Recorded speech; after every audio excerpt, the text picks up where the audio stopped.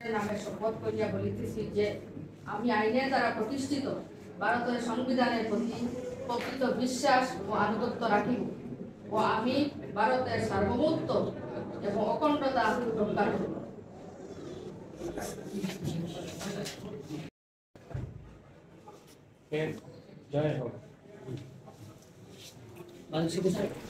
আমি মমতাজ বেগম লীলাবাড়ী বান্দরপুরা জেলা পরিষদ সমষ্টি ভারতের জাতীয় কংগ্রেসের মনোনীত প্রার্থী হিসাবে আমার সমষ্টি সর্বজনের দোয়া এবং আশীর্বাদ তথা জেলা কংগ্রেসের আমার সম্মানিত কার্যকর্তাদের দোয়া এবং আশীর্বাদ নিয়ে আজকে আমি আমার মনোনয়নপত্র দাখিল করলাম।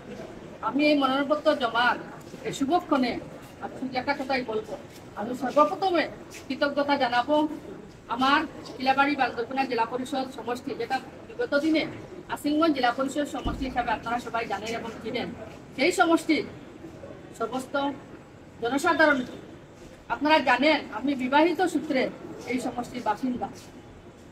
দীর্ঘ 25 বছর থেকে এই সমষ্টির মহিলা সমাজ, যুব সমাজ এবং অভিভাবক সমাজ নিয়ে আমার পথ চলা। ওনারা আমাকে নিজের মেয়ের মতো করে তাদের মনের মধ্যে স্থান দিয়েছেন এবং আমি একজন সাধারণ মহিলাকে ওনারা দুবার জেলা পরিষদ সদস্য হিসাবে নির্বাচিত করে রাজনৈতিকভাবে একটা স্বীকৃতি দিয়েছেন। আজকের দিনে আপনাদেরকে কৃতজ্ঞতা জানাই এবং অন্তঃস্থল থেকে আমি ধন্যবাদ জানাই। এবার কি মনে হয় আপনি কত ভোটে জিতবেন? আমি আশাবাদী ডিস্ট্রিক্টের মধ্যে হাইয়েস্ট ভোটের ব্যবধানে আমি জিতবো। ঠিক মার্জিনটা এই মুহূর্তে বলা যাচ্ছে না, তবে হাইয়েস্ট ভোটের ব্যবধানে আমি জিতবো। আমার জেতার দুটো কারণ হলো, প্রথমত আজকের দিনে গণতন্ত্রকে যেভাবে গলা টিপে হত্যা করা হয়েছে তার প্রতিদান কিন্তু মানুষ দিবেন। আপনারা দেখবেন ডিলিমিটেশনকে সামনে রেখে গণতন্ত্রের যে চেতনা, যেটা মূল স্পিরিট, সেই স্পিরিটটাকে ধ্বংস করা হয়েছে।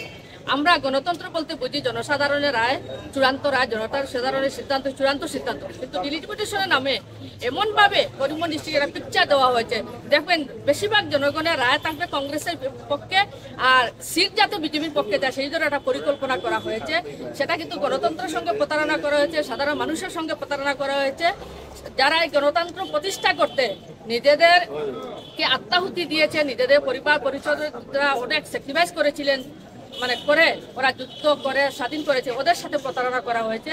এই করে দেয় পঞ্চায়েত হলো গভর্নমেন্ট যে সিস্টেম, যে বেসিক স্ট্রাকচার করে, যদি পঞ্চায়েত শক্তিশালী হয় তাহলে সরকার শক্তিশালী হবে, বিধানসভা যা শক্তিশালী হবে।